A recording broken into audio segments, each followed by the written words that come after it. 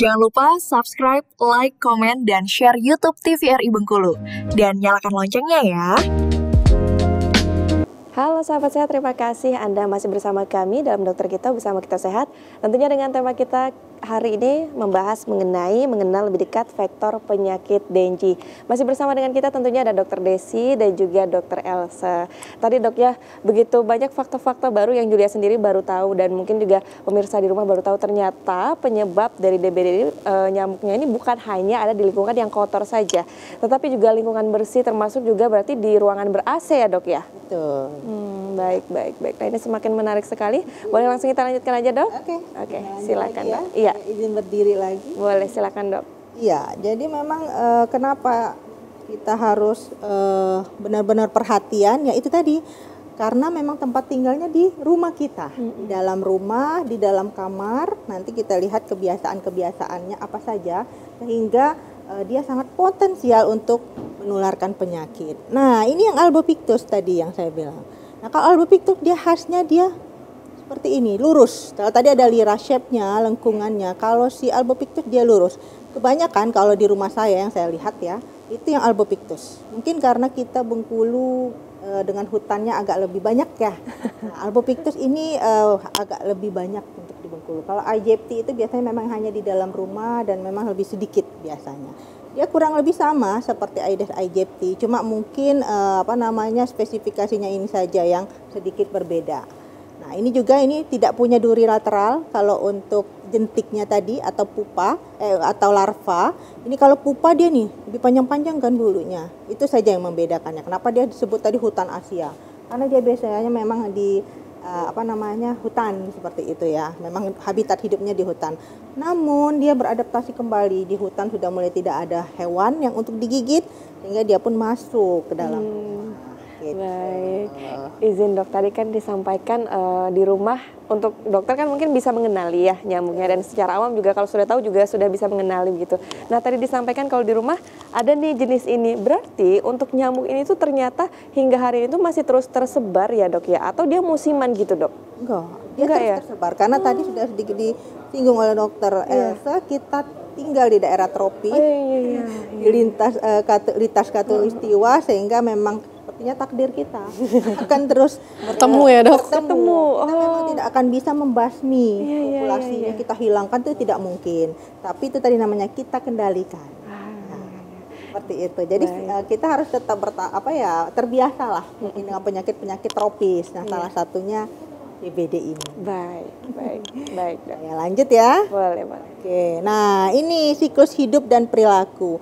Jadi nyamuk Aedes ini tadi saya sampaikan, dia nyamuk yang pembersih. Jadi ketika air itu kotor, dia tidak akan meletakkan telurnya, ya. Dan airnya itu kalau dulu dia tidak akan kalau langsung bersentuhan dengan tanah. Contoh sumur, kalau sumur yang tidak pakai di semen gitu ya, intinya langsung bersentuhan dengan tanah itu biasanya jarang. Makanya kita sering temui itu di bak mandi. Tapi kalau sekarang kan bak mandi alhamdulillah itu banyak sudah ember ya. Jadi itu mudah dibersihkan. Kalau bak mandi yang dulu itu kan harus dibuka gitu, dan itu mungkin musiman atau dulu karena air susah, baknya besar-besar untuk menampung. Wah, itu luar biasa tempat perkembangbiakannya yang enak sekali gitu ya. Jadi dia sangat sangat eksklusif gitu. Ketika mungkin kita lupa nih tutup botol minum saja, misalnya yang terbuka gitu, kita minum habis terletak seperti itu, kemudian terisi air, itu bisa menjadi tempat perkembangbiakan. Nah, justru yang intinya makanya kita kontainer yang biasanya terbuka, misalnya bekas tempat minum ataupun apapun itu yang kena air, itu menjadi tempat perkembangbiakannya yang sangat baik untuk Aedes ini. Nah, kalau kita kan terbiasa dulu yang kotor ya di selokan. Nah, itu memang ada jenis nyamuknya tapi yang berbeda. Itu Culex namanya. Kalau Culex itu dia bukan penyebab DBD. Nanti lain lagi. Baik. Yang DBD dulu, yang memang intinya terkadang ibu-ibu banyak nih bunga-bunga itu. Banyak kan bunga-bunga, kan ada alasnya gitu untuk kalau dia nyiram bunga biar airnya nggak kemana-mana, ada alas. Nah, alasnya itu terkadang jadi tempatnya juga. Jadi banyak tempat-tempat yang kayak hidden game gitu ya. Jadi dia benar-benar tertutup dan kita tidak menyangka ada di sana. Wah. Gitu, Mbak Julia. Baik. Nah, Jadi di sini dan lebih khasnya lagi, telurnya itu ketika mereka sudah bertelur, mereka letakkan nih mungkin di pot bunga tadi, kemudian kan kering nih. Kalau sekarang mungkin musim penghujan ya Dokter Elsa, sampai Desember, sampai Januari, Februari masih gitu kan, dia bisa menetas. Tapi kalau misalnya kering nih, tiba-tiba kering gitu, dia masih bisa bertahan nih telur sampai 8 bulan hingga 1 tahun.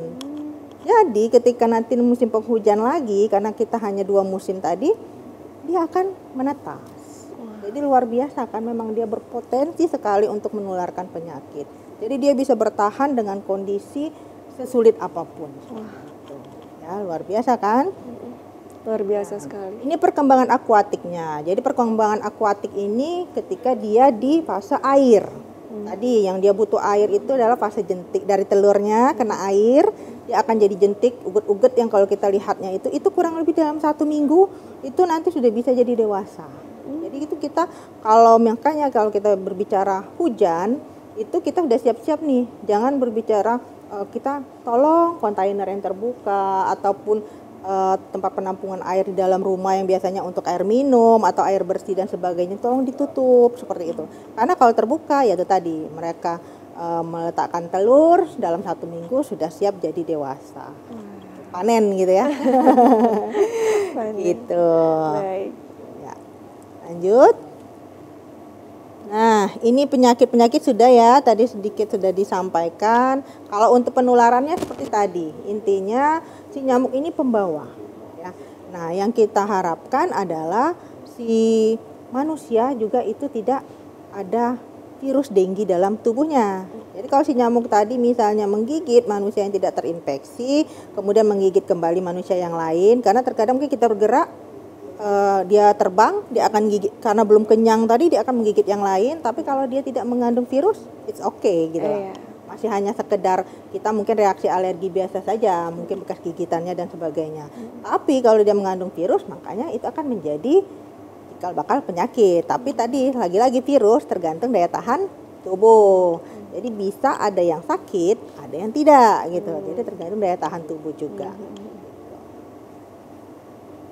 Nah, ini bagaimana cara mencegah dan mengendalikannya? Nah, ini ada 4 utama. Hal 4 yang utama ini yang saya tekankan, dan juga ketika kami melakukan penelitian ataupun pengabdian nih, penyuluhan, jangan sedikit-sedikit fogging gitu.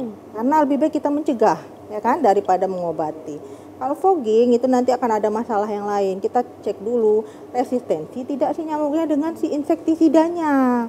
Kalau resisten, dia aman nyaman gitu, kita sudah terpapar insektisida terus menerus ya kan, karena insektisida tadi namanya juga zat atau bahan yang sebenarnya itu berbahaya gitu dalam jumlah banyak ataupun nanti dalam jangka waktu yang lama itu akan menumpuk seperti itu. Nah, apa yang kita lakukan? Yang pertama ini 3M+. Tadi ya, menguras ya, bak-bak mandi itu kita kuras, rajin dikuras, menutup kalau ada tadi sumber-sumber air atau tempat penyimpanan air itu kita tutup. Kemudian sekarang plusnya itu adalah mendaur ulang. Kalau dulu kan mengubur, kita mengubur ya. Nah, sekarang lebih ke mendaur ulang. Makanya sekarang lebih banyak kan daur ulang plastik, bekas botol minum dan sebagainya itu kita daur ulang. Demi juga untuk bumi ya gitu. Kalau mengubur bisa jadi plastik-plastik tersebut tidak terurai seperti itu.